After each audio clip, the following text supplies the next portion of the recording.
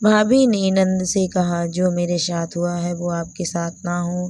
बधाई हो भाभी, लड़के वालों को हमारी रिंकी पसंद आ गई। आज संगीता दीदी का फ़ोन आया था, कह रही थी बात आगे बढ़ाएं, हमें लड़की पसंद है।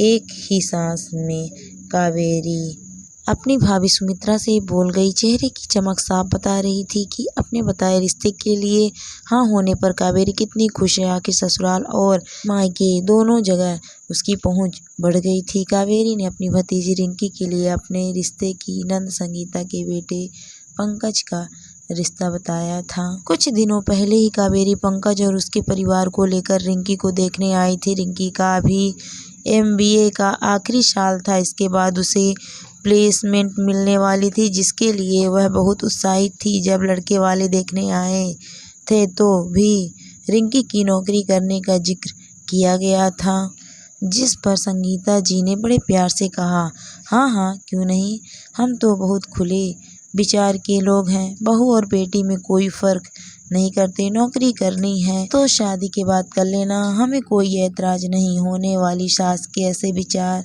सुनकर रिंकी, उसके माता पिता सुमित्रा जी और मनीषा भी बहुत हुए।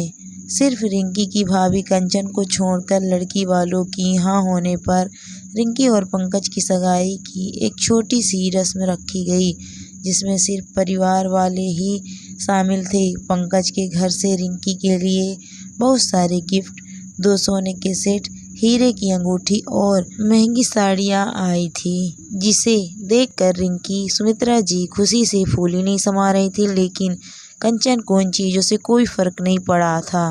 वह को हमेशा की तरह बस अपना काम करे जा रही थी, जो सबने बिखेर कर उसके भरोसे छोड़ दिया था। सुमित्रा जी अपनी बहू का शांत चेहरा देखकर खिंची हुई बोली, पता नहीं कैसी बहू पल्ले पड़ी है, परिवार की खुशी में खुश होना भी नहीं जानती। अरे ऐसी क्या जलन हो रही है मेरी बेटी की किस्मत देखकर। ननद है तेरी, कुछ दिनों में अपने घर चली जाएगी हमारी लाडो, फिर घूमते रहना अपना लटका हुआ मुंह लेकर। माँ की बात सुनकर रिंकी भी बोल उठी, हाँ भाभी मैं भी देख रही हूँ, जब से मेरी सगाई हुई आप खुश नहीं हैं। क्या आपको खुशी नहीं है कि मुझे इतना अच्छा ससुराल मिल रहा है। सास ननद की बातें सुनकर कंचन मुस्कुराते हुए बोली, दीदी जश्न सपने देखने पर नहीं, सपने पूरे होने पर मनाया जाता है। मुझे तो तब खुशी होगी जब आपको दिखाए गए रंगीन सपने आपके ससुराल वाले पूरे कर देंगे। आपको तो याद ही होगा जब आप लोग मेरा रिश्ता लेकर आए थे, मेरी भी कितनी इच्छा थी कि मैं भी नौकरी करूं। पढ़ाई का सिर्फ 1 साल बाकी था, लेकिन आप लोगों ने भरोसा दिलाया था कि शादी के बाद भी मैं अपनी पढ़ाई जारी रख सकती हूँ। आप लोगों को मेरी नौकरी करने की बात पर कोई भी परेशानी नहीं थी उस समय। तो जो मैंने कहा उन सब बातों पर आप लोगों ने सहमति की मुहर लगा दी थी, लेकिन न क्या उन दिखाए गए सपनों में से मैं एक सपना भी पूरा कर पाई। आते ही सारे घर की जिम्मेदारी मुझ पर छोड़कर सासू माँ ने तो जैसे काम से संन्यास ले लिया। दिन भर घर के कामों में उलझाए रखती, ताकि कहीं मैं किताब लेकर ना बैठ जाऊं। दिखाने को तो शादी में मुझे भी 2 सोने के सेट चढ़ाए गए थे, लेकिन शादी के बाद एक बार भी मैंने उनकी शक्ल नहीं देखी, क्योंकि वह सासू माँ की तिजोरी में सुरक्षित रखे हैं। और हाँ दीदी, सगाई के वक्त ससुर जी ने कहा था कि हमारा बेटा इतना कमाता है कि आपकी बेटी हमारे घर में राज करेगी। लेकिन यह तो आप भी देखती होंगी कि अब एक एक पैसे के लिए मुझे सासू माँ के आगे हाथ फैलाने पड़ते हैं, क्योंकि आपके भाई की सारी तनख्वाह उनके हाथों में ही जाती है।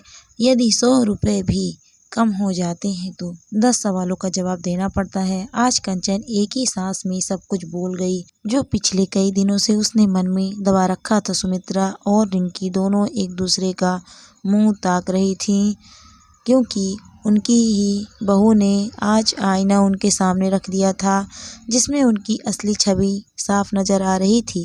कंचन फिर बोली, और हाँ दीदी, मुझे आपसे कोई जलन नहीं है। मैं तो चाहती हूँ जो मेरे साथ हुआ वह आपके साथ ना हो, इसीलिए ससुराल वालों के झांसे में मत आना। अपने हक के लिए लड़ना ही तो जरूर लड़ना और खुश तब होना जब आपको दिखाए गए सतरंगी ख्वाब आपके ससुराल वाले सच में पूरा होने दे। बोलते बोलते कंचन का गला भर आया। रिंकी ने आगे बढ़कर अपनी भाभी को गले से लगा लिया। आप सही कह रही हैं भाभी, आपकी यह नसीहत मैं हमेशा याद रखूंगी और आप मुझे माफ़ कर दीजिए क्योंकि मैंने आपका साथ नहीं दिया और न ही आपके लिए आवाज़ उठाई। लेकिन माँ, आज मैं आपसे एक बात कहना चाहूँगी। जिस तरह आप अपनी बेटी के लिए खुश हैं, कभी कभी भाभी के बारे में क्यों नहीं सोचा।